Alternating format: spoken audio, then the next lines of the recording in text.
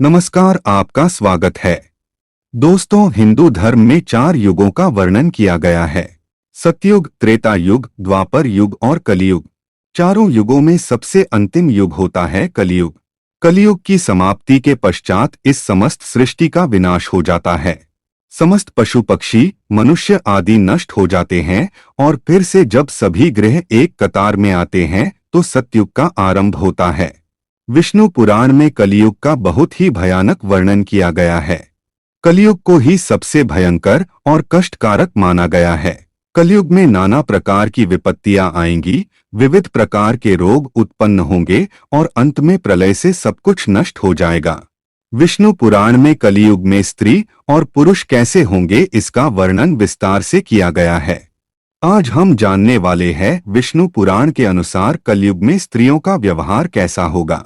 दोस्तों, कलियुग में स्त्रियों का जो वर्णन किया हुआ है उसके बारे में जानकर आपके भी रोंगटे खड़े हो जाएंगे, क्योंकि जैसा पुराणों में वर्णन किया हुआ है आज ठीक वैसा ही होते हुए दिखाई दे रहा है। तो चलिए जान लेते हैं विष्णु पुराण के अनुसार कलियुग में स्त्री का व्यवहार कैसा होगा।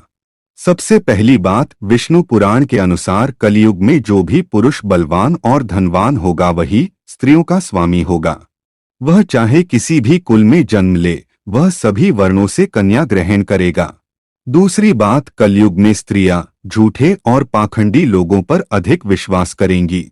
जो भी पाखंडी लोग अपने मुख से कहेंगे उसे ही शास्त्र समझा जाएगा। कलयुग में ऐसे ही पाखंडियों को देवता समझा जाने लगेगा। तीसरी बात, कलयुग में स्त्रियां अपनी इच्छा के अनुसार व्रत उपवास करेंगी। अपनी पसंद नापसंद के अनुसार ही व्रत उपवास के दिन भोजन करेंगी। वह शास्त्रों में बताए हुए व्रत एवं उपवास के नियमों का पालन नहीं करेंगी।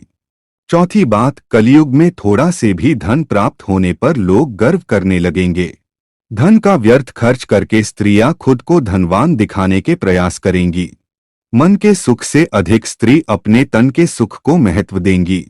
उन्हें सम्मान और चरित्र से अधिक आभूषण और वस्त्र प्रिय होंगे। जो उन्हें यह चीजें भेंट में देगा, स्त्री उसी की दासी बनकर रहेगी।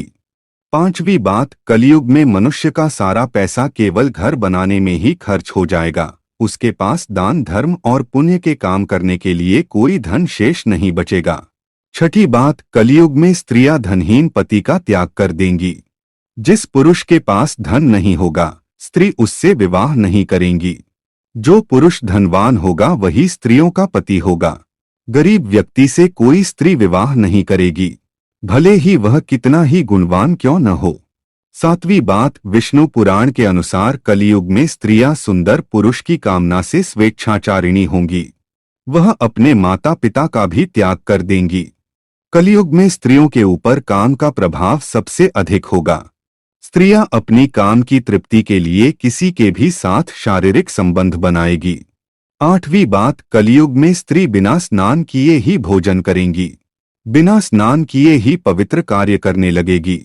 वह कभी अतिथि, देवता तथा गुरुजनों का आदर नहीं करेगी। वह दोनों हाथों से अपने सिर को खुजलाते हुए सास ससुर तथा पति का अपमान करेगी। उनकी आज्ञा का कभी पालन नहीं करेगी। नौवीं बात, कलयुग में स्त्रियां छोटे शरीर वाली, अधिक भोजन करने वाली और कम संतान को जन्म देने वाली होगी। कलयुगी स्त्री अपना ही पेट पालने में तत्पर रहेगी। वह अपने बच्चों का पालन सही ढंग से नहीं करेगी। उसके द्वारा बच्चों को अच्छे संस्कारों की प्राप्ति नहीं हो पाएगी।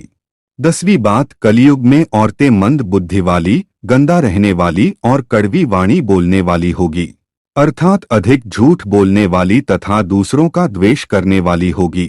उसकी आवाज सुनकर भय लगने लगेगा। विष्णु पुराण के अनुसार कलियुग में स्त्री 9 वर्ष की आयु में ही संतान को जन्म देगी और 12 वर्ष की आयु में लोगों के बाल पक जाएंगे। कोई भी मनुष्य 20 वर्ष से अधिक जीवित नहीं रह पाएगा। कलियुग में लोग मंद बुद्धि वाले, व्यर्थ चिंतन करने वाले, धन के लालची, दुष्ट चित्त वाले होंगे, इसीलिए वे जल्दी ही नष्ट हो जाएंगे। कलियुग का अंत समय निकट आने पर संसार में पतिव्रता स्त्रियां दिखाई नहीं पड़ेंगी। हर तरफ केवल दुष्ट और दुराचारी स्त्रियां ही शेष रह जाएंगी। कलयुग के अंत में मनुष्य को गाय का दूध प्राप्त नहीं होगा, वे केवल बकरी का दूध ही पिएंगे और गायों का मांस खाएंगे।